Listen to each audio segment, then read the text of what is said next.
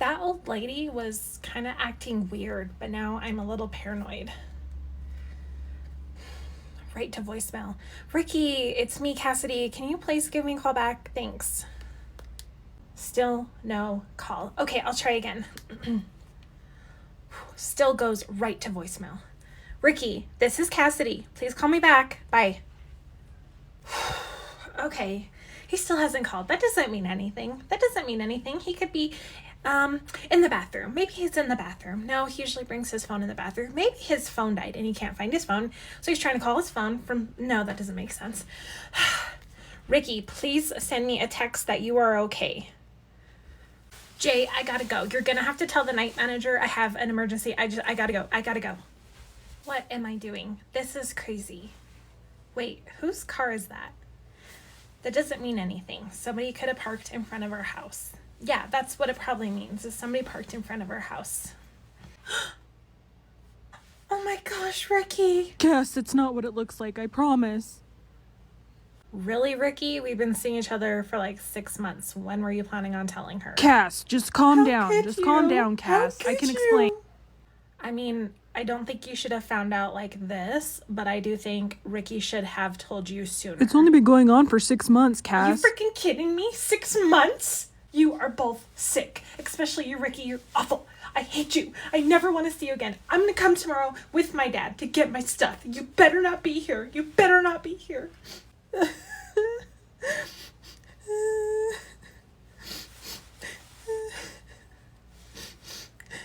could you, Ricky? How could you? Good morning, y'all. I'm excited that we finally could get together and have this meeting so we could go over the contract. Like I said on the phone, I feel like I have no other choice. I'm Lydia. I'm the case manager for the state and the district, and also your case manager. Wait, I need to record this. Also, why is Lydia here? I'll let Lydia go ahead and explain. I'll do this again. I'm Lydia. I'm the case manager for the state and the district. I'm also your case manager. So it would be more weird if I wasn't here.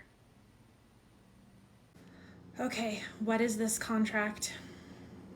Glad we are all acquainted. Great question. What is the contract? The contract is going to cover that Raquel is going to get to school on time. We're going to prioritize her education.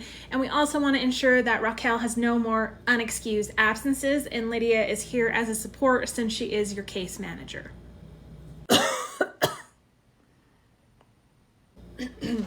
So the next thing I wanted to discuss is, why did you give the school an incorrect address?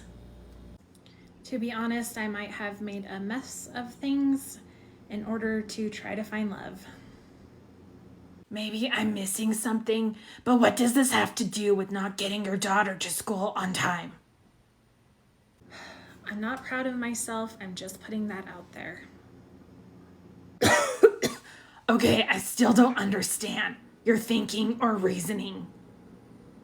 I'm sorry, hun. I think what Lydia is trying to say is we don't really understand how this is explaining the current situation that you are in. Well, sorry, continue. I got pregnant with Raquel. I wasn't 100% sure who the dad was, but recently I found somebody on social media who I thought the dad could be. I moved to the town he was living in. I ended up getting pregnant with my son, which was fine because I have a good relationship with my son's father. He's just not for me. Can you get to the point? This is not how I want to spend my morning. As I was saying, I got in touch with Raquel's possible dad. He was open to the idea of having a child. So he lives with his sister. His sister is not accepting of him having a child.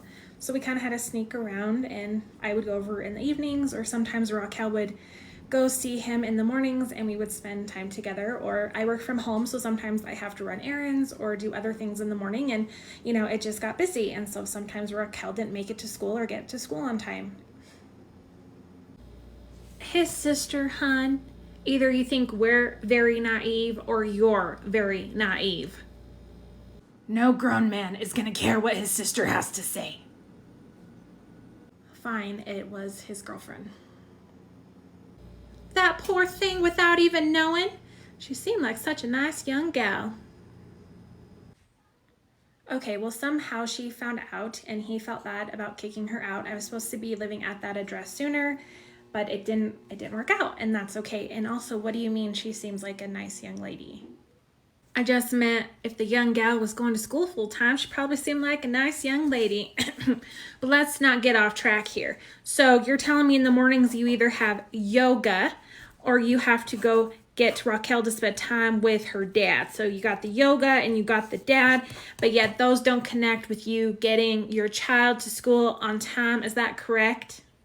Like I said, I made a mess of things. I didn't accept the bus transportation because I wasn't at the correct address yet. It's not that big of a deal. I'm going to give you some life advice that I wish somebody gave me when I was younger. Tell her, Helen. I'm going to be as honest as I can with you, hon, so there's no misinterpretation.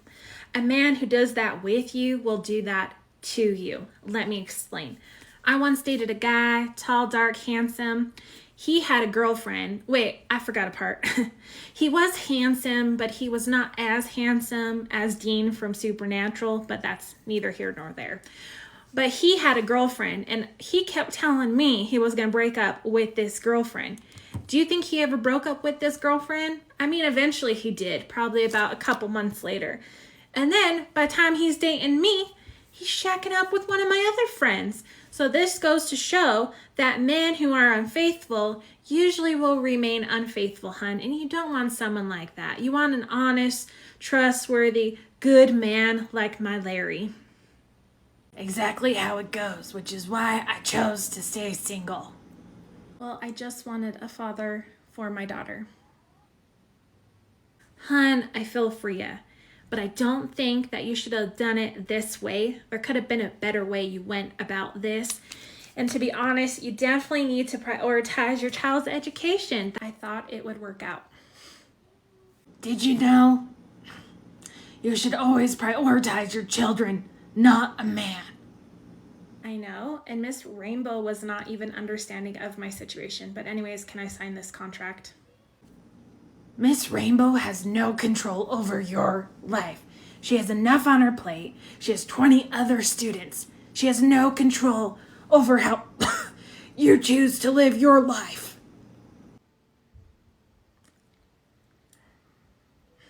Yes, hon, let's quickly go over the contract. You are going to ensure that your child gets to school on time. You're going to use bus transportation now that you've given us the correct address. No more unexcused absences. Lydia will remain your case manager to ensure that you are following these rules within the contract. And last but not least, if these are not followed within the contract or you do not follow up with Lydia, the district will file a court case. Okay, so that's the contract. I'm going to have you sign it. To be clear, children can get removed because of neglect. Do you understand?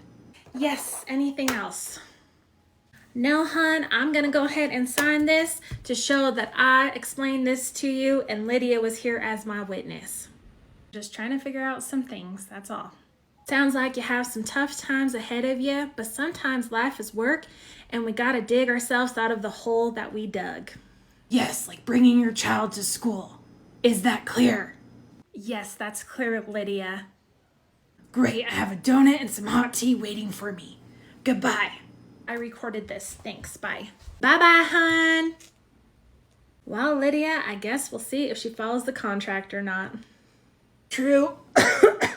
I don't have much faith these days.